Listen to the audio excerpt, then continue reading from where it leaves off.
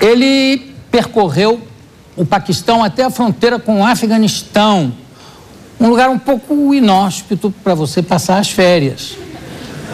Luiz Antônio Araújo, que lançou Bin Ladenistão. Vamos lá, por favor. Luiz Antônio Araújo, cadê você?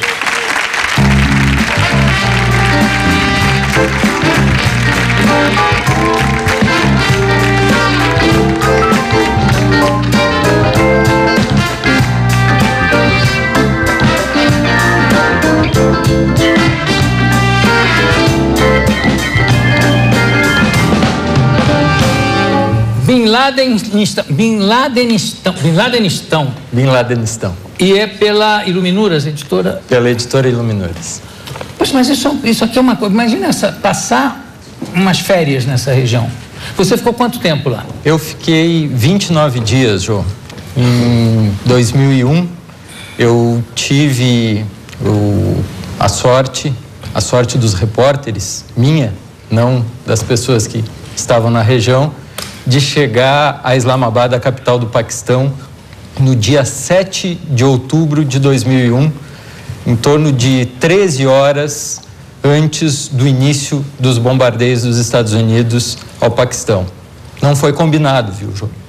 Eu não sei, eu tenho as minhas dúvidas. Quer dizer, você foi logo depois do 11 de setembro. 11 de setembro, né? Eu sou baseado no Jornal Zero Hora, trabalho no Jornal Zero Hora, aliás, sempre faço questão de registrar que esse livro não existiria se não fosse a visão e o empenho do Jornal Zero Hora e do Grupo RBS. Aliás, você manda o meu abraço para os irmãos, para os meninos lá, tá? Que gosto muito deles. Nelson Sirotsky, Jaime Sirotsky. O Jaime, e eu era muito amigo do Maurício Sirotsky. Certo. Mas vamos falar do livro.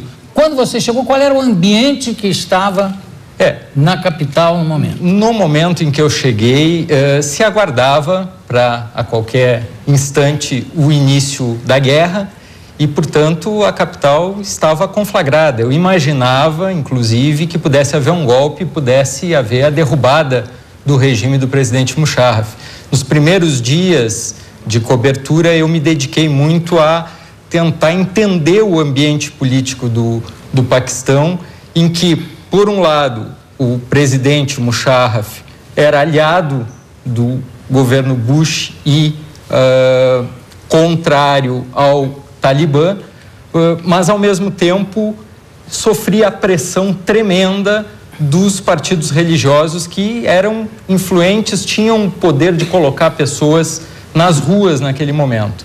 Então, a partir de um determinado momento, eu me dei conta que dificilmente aqueles partidos provocariam a queda do governo do presidente Musharraf, porque esse governo era ligado a eles e os incentivava e os financiava de uma série de formas. E então me concentrei a tentar compreender o conjunto da região, imaginando que aquela guerra fosse ser uma guerra muito breve, mais breve do que a primeira guerra do Iraque, e que logo se abririam as fronteiras e nós, jornalistas, poderíamos passar em direção ao Afeganistão.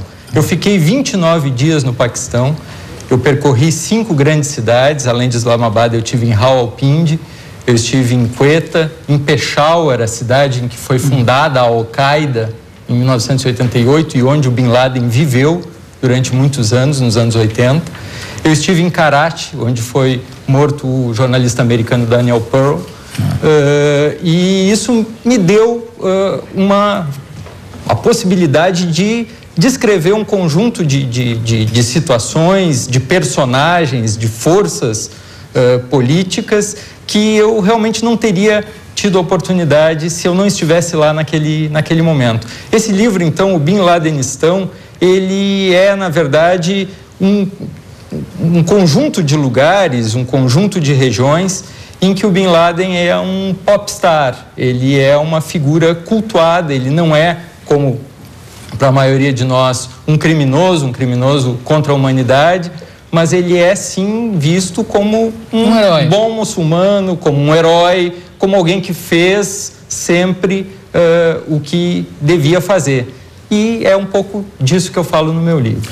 Mas quando houve essa retaliação, o Bush já tinha informações de que o Bin Laden continuaria na região, que estaria na região? Todo mundo imaginava, na época, que Bin Laden continuaria na região, e hoje nós sabemos que o Bin Laden permaneceu nas montanhas de Tora Bora, no Afeganistão, que foi a última fase da guerra, quer dizer, a última região em que os Estados Unidos se concentraram com bombardeios muito intensos, e hoje é possível, inclusive, mapear o momento em que o Bin Laden deixa o Afeganistão em direção às zonas tribais do Paquistão, lá no início de dezembro, quando a guerra já estava perdida. Sai do Afeganistão e vai para o Paquistão? E vai para o Paquistão. O Paquistão é um país extremamente curioso. Existe uma região tribal no Paquistão, que é uma região em que o governo central, o governo de Islamabad, não controla, não apita, ele delega poder para os chefes tribais. Nessas regiões, nessas zonas tribais, as autoridades, os clãs e os chefes das diversas etnias têm mais peso e a sua palavra tem força de lei. Mas não há a possibilidade, eu não sei, do Bin Laden já ter morrido e continuar o mito Bin Laden? Ou não? Existe essa possibilidade, nós não sabemos. No entanto, o Bin Laden continua, segundo o próprio governo americano, as autoridades americanas, continua emitindo comunicados que são autênticos. O que eu acho curioso é que sempre, assim, pegaram agora o segundo do Al-Qaeda, pegaram o terceiro, pegaram o segundo, e tem sempre um segundo que eles pegam antes de chegar no Bin Laden, né? Sempre tem alguém na fila.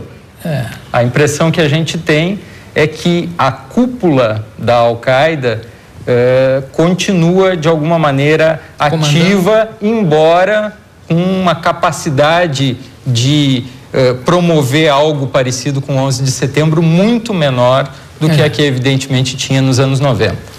Na realidade, eu tenho a impressão que há muitos americanos não chegou a surpreender uma atitude tão violenta por parte dos terroristas, não é? Porque muitos países se sentiam, inclusive na própria região, se sentiam oprimidos pela presença americana até no continente, ou não?